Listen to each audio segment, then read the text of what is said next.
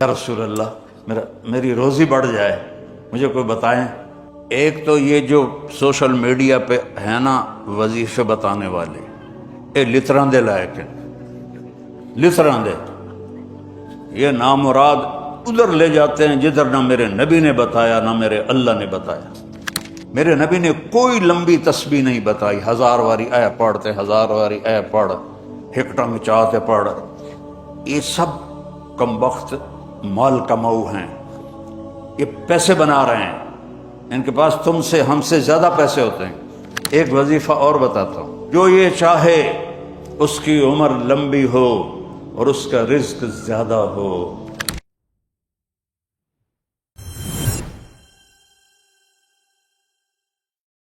قناعت والی زندگی سیکھو، نماز سے رزق بڑھتا ہے۔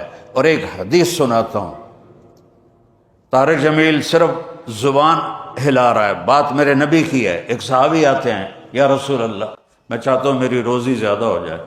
آپ چاہتے ہیں سارے؟ بولو۔ میں بھی چاہتا ہوں، میرا بھی دل کریں دا میری زمین نہ چو ڈھیر کپا ہوئے، ہم سارے چاہتے ہیں۔ یا رسول اللہ میری روزی بڑھ جائے، مجھے کوئی بتائیں۔ ایک تو یہ جو سوشل میڈیا پہ ہے نا وظیفے بتانے والے، یہ لتراں دے لائق ہیں، لتراں دے، یہ نامراد ادھر لے جاتے ہیں جدھر نہ میرے نبی نے بتایا نہ میرے اللہ نے بتایا۔ ایک تو ان کو سننا چھوڑ دو، میں اپنے نبی کا وظیفہ بتا رہا ہوں جو ہر آدمی، ہر مرد عورت کر سکتا ہے، چھوٹا بڑا بوڑھا جوان۔ یا رسول اللہ میری روزی بڑھ جائے۔ آپ نے کیا کہا؟ ادم علی الطہارہ یوسع علیک رزقک، باوضو رہا کر تیرا رزق بڑھ جائے گا۔ میرے نبی نے کوئی لمبی تسبیح نہیں بتائی، 1000 واری اے پڑھتے، 1000 واری اے پڑھ، ہکٹنگ چاہتے پڑھ، یہ سب کمبخت مال کماؤ ہیں، یہ پیسے بنا رہے ہیں، ان کے پاس تم سے ہم سے زیادہ پیسے ہوتے ہیں۔ اور نہ یہ اس چکر میں پڑو کہ جادو ہو گیا، جنوں پھرولو جادو ہو گیا ہے، سایہ ہو گیا ہے۔ بھائی کتھے سایہ ہے، کتھے اتنے جادوگر پیدا ہو گئے بے ہر ویلے پھوکی جاننے دے تو انہوں تباہ کیتی جان دے۔ یہ سب فراڈ ہیں، یہ جو جادو ہو گیا اور جادو کے عمل کرنا پڑے گا اور ہانڈی چڑھانی پڑے گی اور پتہ نہیں کی کرنا پڑے گا، زمین میں دبانا پڑے گا، یہ سارے اولودے پٹھے نے، اور تسی سارے بے وقوف ہو جڑے انہاں دے مگر لگے ہویا۔ میرے نبی کا وظیفہ سنو، ادم علی الطہارہ یوسع علیک رزق، تو باوضو رہ تیرا رزق بڑھ جائے گا۔ ایک وظیفہ اور بتاتا ہوں، میرے نبی نے فرمایا، یہ آپ نے خود فرمایا، یہ باوضو رہنے کا پوچھنے پہ، ایک صحابی نے پوچھا کہ میں چاہتا ہوں میرا رزق بڑھ جائے، تو آپ نے فرمایا باوضو رہا کر رزق بڑھ جائے گا۔ اور باوضو رہنے کے کچھ اور فائدے بتاؤں۔ ایک دفعہ شیطان ہمارے نبی کی خدمت میں حاضر ہوا، آپ نے فرمایا یار ایتا دس تیرے دشمن کتنے ہیں؟ کہنے لگا 15۔ تو آپ نے فرمایا کون؟ کہ پہلے تو تسی ہو، پہلے دشمن تو میرے تسی۔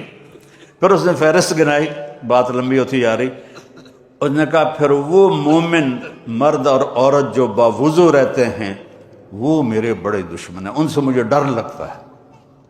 اور باوضو سو جاؤ تو موت آ گئی تو شہادت کی ہوگی، باوضو سو جاؤ تو ایک فرشتہ تمہارے لیے دعا کرتا رہے گا، باوضو سو جاؤ شیطان ڈر کے پیچھے ہٹ جائے گا۔ اور ایک بتا رہا ہوں جو میرے نبی نے خود بتایا پوچھنے کے بغیر، جو یہ چاہے اس کی عمر لمبی ہو اور اس کا رزق زیادہ ہو تو وہ اپنے ماں باپ کی خدمت کرے۔ تمہاری تو جابیں ہیں نا، تم کہاں ماں کو پوچھ سکتے ہو، جواب ہے میرے نبی نے کہا اپنے ماں باپ کو خوش کرے اور اپنے رشتہ داروں پہ خرچ کرے اور ان سے اچھا سلوک کرے، اللہ اس کی عمر بھی بڑھائے گا، اس کا رزق بھی بڑھائے گا۔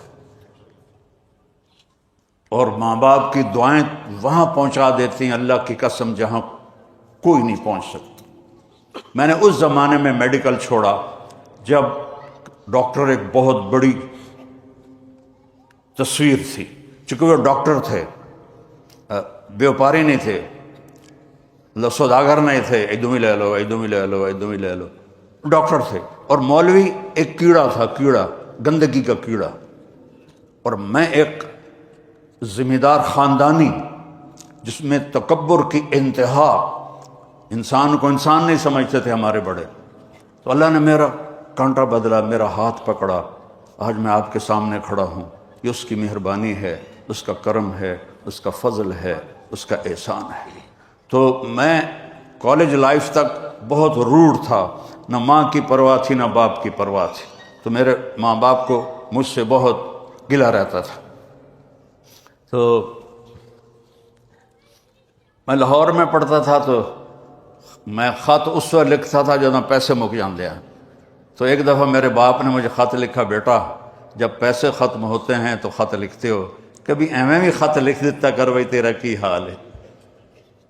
پتہ ہی نہیں تھا ماں کسے کہتے ہیں، باپ کسے کہتے ہیں۔ تو نبی کی زندگی پڑھی تو پتہ چلا، آپ اندازہ لگائیں۔ بیٹا بہ جا بہ جا۔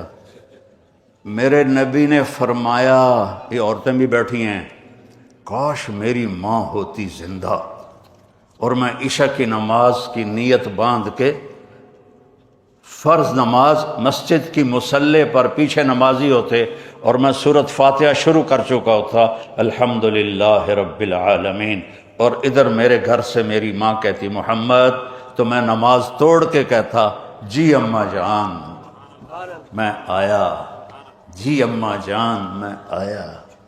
یہ ماں کا مرتبہ بتایا۔ یہاں تو صرف پونڈ کو دنیا جانتی ہے۔